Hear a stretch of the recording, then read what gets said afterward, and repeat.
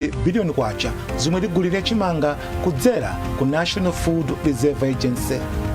Ndipo mu nkhani za masewero, timu ya dziko lino ya mpira wa manja ya Queens yafika mdziko la Scotland ku mpikisano wa Commonwealth omwe uyambe loweruka lino.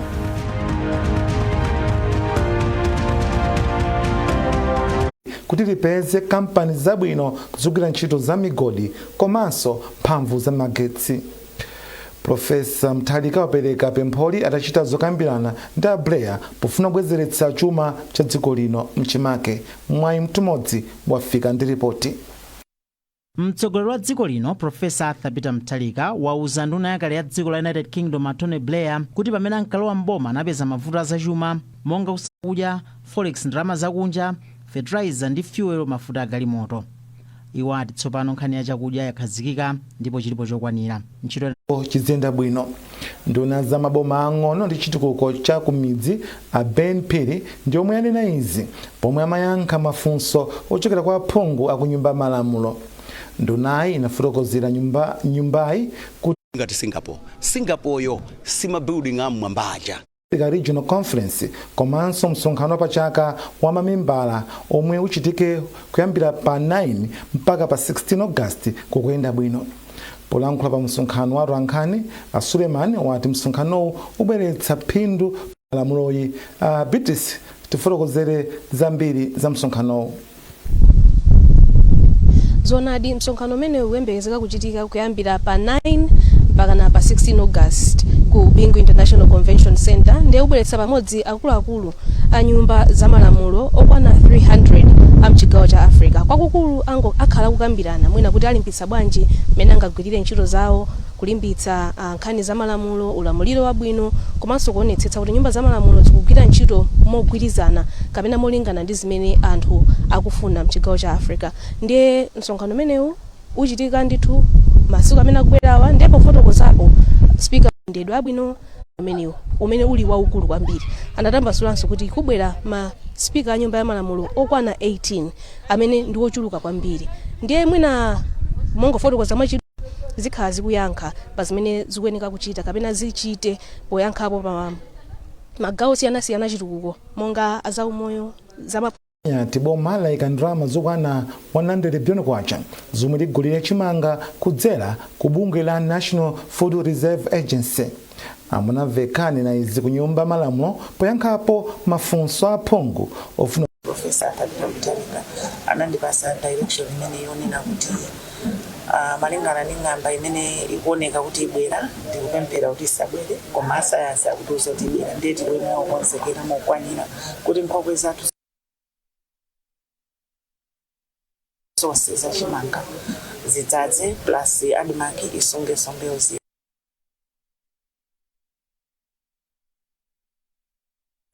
Dziko la Malawi lili pa chiopsezo cha nyengo ya El Niño chomwe chikuyembekezeka kusokoneza kukula kwa mbewu ndi kuchuluka kwa zolilongwe. Padali pano bungwe la National Food Reserve Agency NFRA lalengeza kuti liyamba kugula chimanga chokwana 108,000 metric tons kuyambira lero. Mkulu wa bungweli Bruce Munthali ayankhula izi kulilongwe bungweli litalandira 100 billion kwacha kuchokera kuboma. Munthali atsindikanso kuti ali ndi chikhulupiriro choti bungweli likwanitsa kugula chimanga chokwanira 217,000 metric tons. Munthali afotokoza. Ndalama zimene talandira 100 billion komanso munkhokwe mwathu pakati pano muli chimanga pafupifupi 62,000 metric tons. Cholinga cheni choti tinganenepo ndoti takonzeka ndife wokonzeka ndithu chifukwa mwaona konse ma directors alipo mpano kuti aonesese kuti achievement yambe mawa ikhale yopambana. Pamakhala mavuto osiyana mavuto ena oyamba ngoti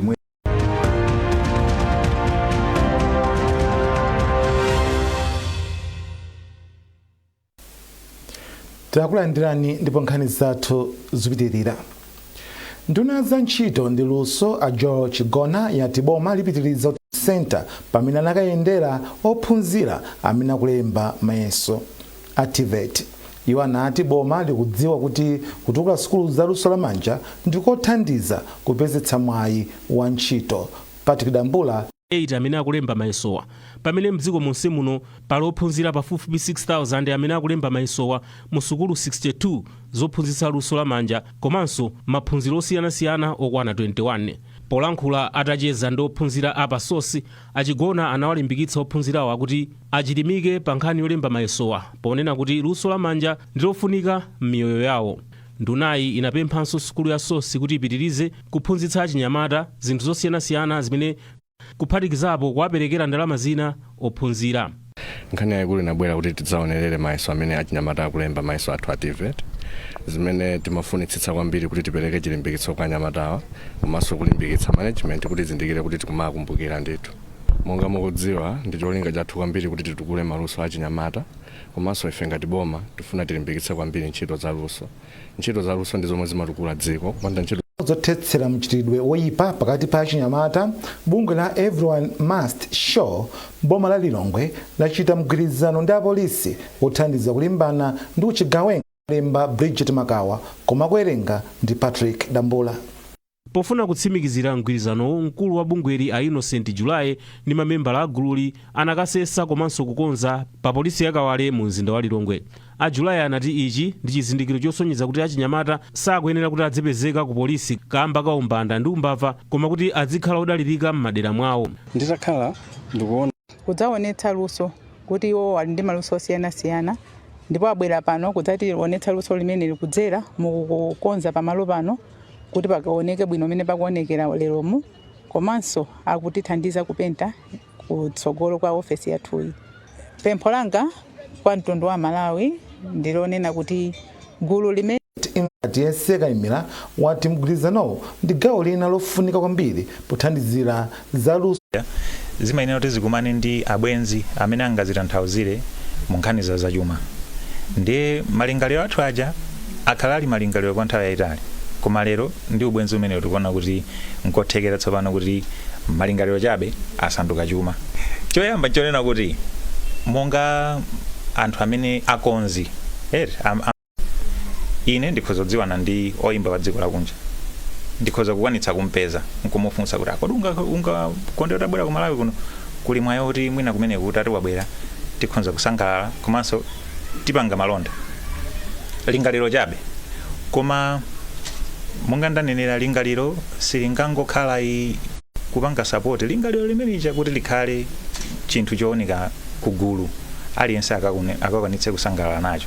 So sichinali chophweka kuti tifike pano chifukwa nawonso ngati azamalonda amene ali kukhala ndi chitsimikizo ndithu kuti choyamba nkutheka kuti tikhoza kuchita manyazi takhala kuti sizinayende bwino koma chofunikira kwambiri nchonena kuti iwo athandiza chifukwa kuti akudziwa kunena kuti chinthu ichi chofunika kuthandiza chimenecho ndi chimene ife tikusangalala nacho kwa basi.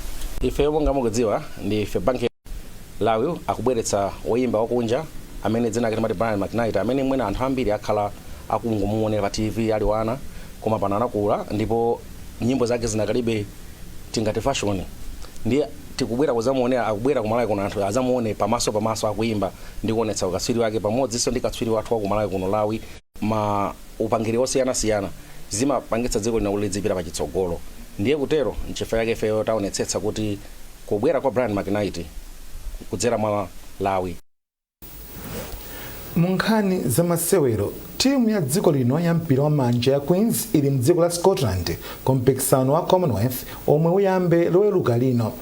Timu hii inanyamuka mdziko muno sabata yatha koma inayima kaye mdziko la kapena zikuoneka kuti mawaya awa umangika bwino ndipo akuoneka bwino ndipo tili chiyembekezo kuti ana wachita bwino kale kuti magemu amene wawo pa tsiku lina lilonse achita zinthu zabwino kwambiri kunena zona bungwe la timakamba so kuti pachamwayi wajoina timu ikaona anafika kuchokera kumene masewera kupita ku England alinayo timu zikuona kuti akonzeka bwino kwambiri ifeyo tingokhala ndi chikhulupiriro kuti mwina Commonwealth chaka chino timu yathu ya Queens ita kuchita bwino kwambiri. Nditembekezere zotani kuchokera mu group imeneyi pachanena kuti matimu awiri amene angachite bwino amene angakhale ngati top 2 number 1 number 2 apita mu ndime ya semi-final kamena matimu anayi amene achokenso mu group B.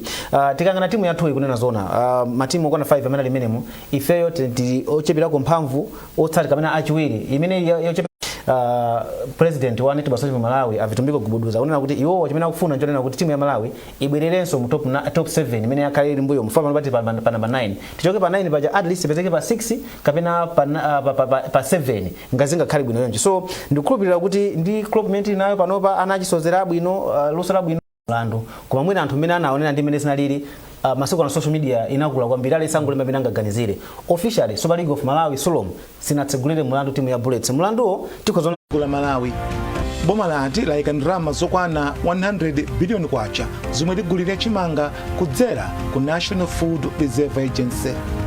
Ndipo mu nkhani za masewero timu ya dziko lino ya mpira wa manja ya Queens yafika mdziko la